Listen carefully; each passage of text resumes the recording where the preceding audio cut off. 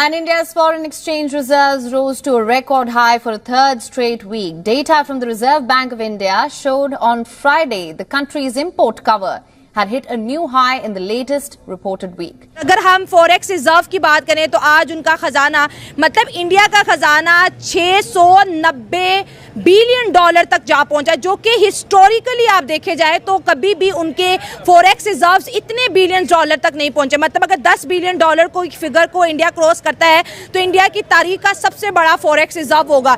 वो एक ऐसा ये फिगर है कि जिस पे जितनी भी तारीफ की जाए कम है, और खास तौर पर इतनी कम देर में। जिसको हम कहते हैं वो दुश्मन ममालिक है, वो ये है वो है, हमारा उनसे ठीक है, हमारा इख्तिलाफ हो सकता है कुछ पॉलिसी में, लेकिन आज हम इंडिया को देख लें, मोदी सरकार को हम बड़ी बातें करते हैं लेकिन उनके बहुत सारी गलतियां होंगी, बहुत सारे मसाइल होंगे, लेकिन उन्होंने अपनी आवाम को अपनी तालीम के शोबे में उन्होंने बड़ी तरक्की की। आप दुनिया पूरी इंटरनेशनल लेवल पे दुनिया में देखें, इंडिया का कौमी खजाना पागल हो गया, इतने ज्यादा डॉलर। और मैं पाकिस्तान की बात करूं, यहाँ पर हमें चाहिए 7 बिलियन डॉलर। जस्ट अगर हमें IMF 7 बिलियन डॉलर नहीं देता तो मुल्क पाकिस्तान डिफॉल्ट कर जाएगा। और अगर हम इस खजाने का 10% दें, इंडिया के जितने भी पड़ोसी मुल्क है सबके खजाने जमा कर ले तो 10% भी नहीं बन रहा। एक मुल्क, उसके पास इतना कौमी खजाना कहां से आया, कैसे जमा किया? ठीक है, हालात यहाँ पर होंगे, क्या उसके फॉरेन रिजर्व ज्यादा नहीं होंगे? ये कोई ऐसी अचंभे की बात नहीं है, यानी कोई हैरानी की बात नहीं है हमारे लिए, ना ही होनी चाहिए। लेकिन क्योंकि खबर है तो हम इसके ऊपर बात करेंगे, वरना अगर ये खबर नहीं भी आती तो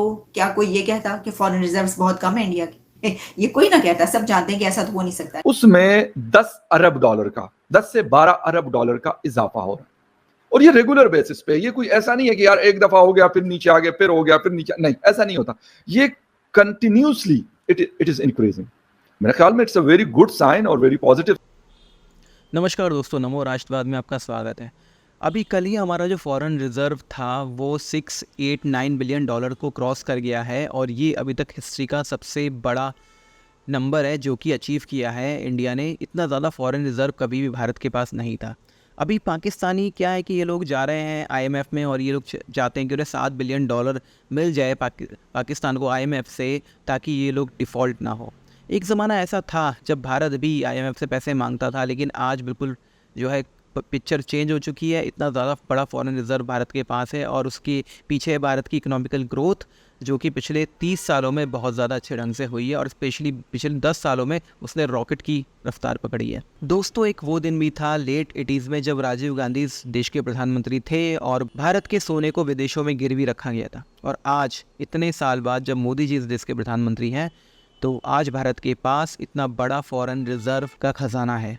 क्या आप मानते हैं कि मोदी जी की इकोनॉमिकल पॉलिसीज़ बहुत ज़्यादा कामयाब हैं और ये राजीव गांधी या कांग्रेस की जो सरकारें थी उनसे बेहतर है? आपके जो भी विचार हो कमेंट बॉक्स में ज़रूर लिखिएगा। मैं आपके कमेंट का इंतजार करता हूं, और जितना हो सके उस पर आंसर भी ज़रूर करता हूं। तो आपके जो भी विचार हो कमेंट बॉक्स में ज़रूर लिखिए। तो आज के इस वीडियो में हम यही देखेंगे कि भारत के फॉरेन रिजर्व को देखिए कैसे पाकिस्तानी ललचा रहे हैं, और अब ये चाहते हैं कि भाई हम भारत आ जाए और कटोरा लेकर और यहाँ पर भी भीख मांगे, और इनका बस चले तो ये लोग वाकई आ जाएंगे और भीख मांगेंगे। तो आप क्या सोचते हैं, अगर पाकिस्तानी कटोरा लेके भारत आते हैं भीख मांगने, तो इन्हें देनी चाहिए कि नहीं देनी? वीडियो अच्छा लगे तो लाइक करें, शेयर करें, चैनल को सब्सक्राइब करें, चैनल को ज्वाइन करें। आइए आगे बढ़ते हैं इस वीडियो में। फॉरेक्स रिजर्व की बात करें तो आज उनका खजाना मतलब इंडिया का खजाना 690 बिलियन डॉलर तक जा पहुंचा, जो कि हिस्टोरिकली आप देखे जाए तो कभी भी उनके फॉरेक्स रिजर्व्स इतने बिलियन डॉलर तक नहीं पहुंचे। मतलब अगर 10 बिलियन डॉलर को फिगर को इंडिया क्रॉस करता है तो इंडिया की तारीख का सबसे बड़ा फॉरेक्स रिजर्व होगा। इंडिया का कौमी खजाना पागल हो गया, इतने ज्यादा डॉलर। और मैं पाकिस्तान की बात करूं, यहाँ पर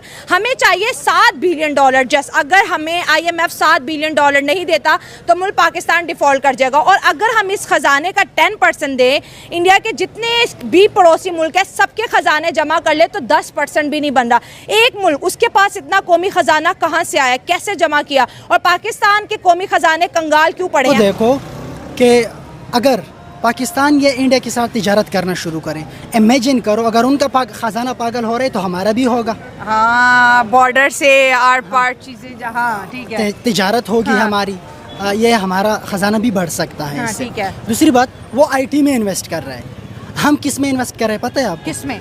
वेपन्स में इन्वेस्ट कर रहे हैं, लोगों को एक्सट्रीमिस्ट बना रहे हैं। लोग मजहबी एक्सट्रीमिस्ट, मजहबी बना लो, सोशल बना लो, कल्चरल बना लो, कुछ भी। हम सारे एक्सट्रीमिस्ट है। You can say that might be an religious point of view और कल्चरल और एथनिक लेवल, लेवल का कितना एक्सट्रीमिज्म है पाकिस्तान में, किसी भी एथिक्स ही नहीं है। हाँ, सही बात है, हाँ। करेक्ट हो गया। हाँ, तो मेरे ख्याल में इंडिया जो आजकल इन्वेस्ट कर रहा है आईटी के अंदर इन्वेस्ट कर रहा है। आपको पता है, मैं आपको एक और फिगर आपको बता दूं क्या? कि सऊदी अरबिया पेट्रोल से इतना पैसा नहीं कमाता जितना इंडिया आईटी से कमाता है। ओह, इतना वाकई बात। प्रोडक्ट वो आईटी का बाहर बेचते हैं हाँ। और उनसे वो कमाते हैं। पैसा। हम पता नहीं असलहों में इन्वेस्ट करते हैं, झगड़ों में इन्वेस्ट करते जिसका हैं। कोई फ्यूचर भी नहीं है। फ्यूचर नहीं है, आपका कोई फ्यूचर नहीं है। आप माशी खुशहाली का सोच भी नहीं सकते। माशी खुशहाली विल रिमेन अ ड्रीम। आधे से ज्यादा लोग मेंटल हो गए हैं इस पाकिस्तान में, ये रिपोर्ट आई हुई है। डिप्रेशन का शिकार हो चुके हैं। मेंटल क्यों हो गए? हाँ। उनकी ज़रूरियात नहीं पूरे हो रहे। कोई बिजली का बिल नहीं अदा कर सकता, कोई गैस का बिल अदा सही नहीं बात कर है, सकता, कोई अस्पताल नहीं जा सकता वो अपना इलाज करवाए, अपने बच्चों को अच्छे स्कूल में नहीं भेज सकता। पाकिस्तान में 3 करोड़ से ज़्यादा बच्चे स्कूल से बाहर हैं। कितनी अफसोस की बात है। बहुत अफसोस की बात है। हम एज आ कौम हम उस लेवल पे आ गए हैं कि हमारे अंदर एहसास नहीं रहा, हम दूसरों का नहीं सोचते। अब फॉरेन रिजर्व्स हैं, इस पे क्या, यानी अगर हम इसकी कुछ डिटेल्स में जाएं कि कैसे, तो पहले तो मैंने आपको ये बताया कि जिस कंट्री में इतने बिजनेसेस पहुंच रहे होंगे दुनिया के, जहां पर दुनिया की बड़ी बड़ी कंपनीज अपने बिजनेस लेकर आ रही होंगी, अब कंट्री के हालात यहाँ पर होंगे, क्या उसके फॉरेन रिजर्व ज्यादा नहीं होंगे? ये कोई ऐसी अचंभे की बात नहीं है, यानी कोई हैरानी की बात नहीं है हमारे लिए, ना ही होनी चाहिए। लेकिन क्योंकि खबर है तो हम इसके ऊपर बात करेंगे, वरना अगर ये खबर नहीं भी आती तो क्या कोई ये कहता कि फॉरेन रिजर्व बहुत कम है इंडिया के? ये कोई ना कहता, सब जानते हैं कि ऐसा तो हो नहीं सकता। लेकिन इसकी कुछ डिटेल्स आपके सामने रखते हैं। देखिए, इसमें ये बताया गया है कि इंडिया के जो बैंक है, मरकजी बैंक की जानिब से जो फैक्ट्स एंड फिगर्स सामने आ रहे हैं, उसके मुताबिक जो फॉरेक्स रिजर्व्स हैं उसमें अगर आप सिर्फ एक लास्ट वीक उठा के देख लें तो उसमें $12.75 बिलियन का इजाफा रिकॉर्ड किया गया है। और उसमें जो पिछले 4 में हम देखते हैं महीने में सबसे ज्यादा रिकॉर्ड जो है ये टूटा है, ये सबसे ज्यादा इसमें रिजर्व में इजाफा हुआ। जबकि इससे पहले कहा यह जा रहा है कि जो अगर आप लास्ट 2 वीक्स उठाकर देखें तो उसमें $3.8 बिलियन जो है इंक्रीज हुआ था। लेकिन फिर एक आखिरी ये जो अभी वीक गुजरा इसमें उसने के भी रिकॉर्ड तोड़ दिया उसने। अच्छा, फिर इसमें बताया गया है कि जो इंडिया के एक्सपर्ट हैं फाइनेंस के हवाले से, वो भी ये उसके ऊपर कुछ तज्जिए करते हुए नजर आ रहे हैं। इसमें ये सामने आ रहा है कि जो फॉरेक्स रिजर्व्स हैं उसमें डॉलर की कीमत में कमी और अमरीकी महकमा खजाना की पैदावार में कमी के बाइस भी जो कंट्रीज हैं उनको ये हो रहा है कि वहां पर रिजर्व्स जो हैं वो ज्यादा हो रहे हैं। फिर ये बात भी है कि जो भारत के मरकजी बैंक के फॉरेक्स रिजर्व्स हैं उसमें जो फॉरेन करेंसी है उसकी कीमतों में इजाफा या कमी के बाइस भी ऐसा होता है। यानी अगर उनकी करेंसी की किसी कीमत में इजाफा या कमी होती है तो जिस कंट्री के पास जो है वो करेंसी होगी उसके भी उसके ऊपर जो है असर पड़ेगा। मतलब 10 या 12 दिनों में या मैक्सिमम 15 डेज में उसमें $10 अरब का, 10 से 12 अरब डॉलर का इजाफा हो रहा है। और ये रेगुलर बेसिस पे, ये कोई ऐसा नहीं है कि यार एक दफा हो गया फिर नीचे आ गया, फिर हो गया फिर नीचे, नहीं, ऐसा नहीं होता। ये कंटिन्यूसली इट इज इंक्रीजिंग। मेरे ख्याल में it's a very good sign और वेरी पॉजिटिव साइन। उनकी इकोनॉमी या उनके जो एक्सपोर्ट्स हैं वो हर तरह की, वो कुछ चीज़ बेचते हैं या वो सर्विसेज दे रहे हैं दुनिया भर को, या उनकी जो स्टेबिलिटी है, पॉलिटिकल स्टेबिलिटी है, वो इकोनॉमिक स्टेबिलिटी भी इस वजह से नजर आती है, बल्कि बहुत हाई लेवल पे है। इन वजूहात को देखते हुए और इन चीज़ों को देखते हुए जब हम अपने तो दोस्तों वीडियो आपने देख लिया है पिछले 10 सालों में जो भारत की इकोनॉमिकल ग्रोथ रही है रॉकेट की रफ्तार से, और पिछले 30 साल की जो मेहनत रही है अब वो दिखने लगी है। भारत का फॉरेन रिजर्व ही नहीं बढ़ रहा है, जीडीपी भी दुनिया में सबसे ज़्यादा है, 8 पॉइंट के ऊपर है। अभी जो वर्ल्ड बैंक का अनुमान था वो पहले उन लोगों ने कहा था कि शायद भारत की जो जीडीपी है वो 7 पॉइंट समथिंग रहेगी, लेकिन उसके बाद उन्होंने उसको चेंज किया और अभी उनका अनुमान है कि 8 पॉइंट के ऊपर रहेगी। तो पिछले 30 साल से जो मेहनत हो रही है और पिछले 10 सालों में जो एकदम रॉकेट वाली जो अर्थव्यवस्था आई है उसने पूरा चेंज जो किया है पूरे सिस्टम को, वो चीज़ अब दिखने लगी है।